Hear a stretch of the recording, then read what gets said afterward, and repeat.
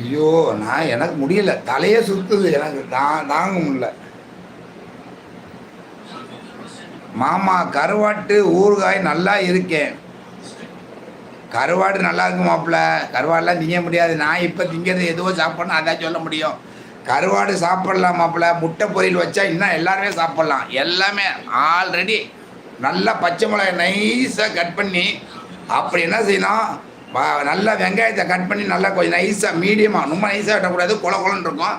மீடியமாக நைஸாக வெங்காயத்தை வெட்டி கொஞ்சம் போல் 2 ஸ்பூன் எண்ணெயை ஊற்றி கொஞ்சம் போல் கருவேப்பிலையை போட்டு கொஞ்சம் போல் வெங்காயத்தை போட்டு நல்லா வதக்கிட்டு முட்டை நல்லா வதங்கினது பிறகு அதில் உப்பை லைட்டாக போட்டு அப்படி லைட்டாக உடச்சி விட்டு கொஞ்சம் நேரம் கழிச்சு அப்படியே பெருசு பெருசாக செஞ்சுட்டு அது லைட்டாக மஞ்சத்தூள் போட்டுட்டு கொஞ்சம் லைட்டாக கரம் மசாலாவோ இல்லை அப்படின்னா மிளகாத்தூள் லைட்டாக போட்டு விட்டு சும்மா அப்படியே பொதுன்னு ஊற வச்சு அப்படியே சாப்பிட்டோம்னா அந்த ரசத்தை ஊற்றி குண்டானில் ஊற்றி அப்படி எடுத்து வச்சு சாப்பிட்டு கொஞ்சம் அப்படி முட்டை போட்டு எடுத்து வாயில் வச்சு சாப்பிட்டோம்னா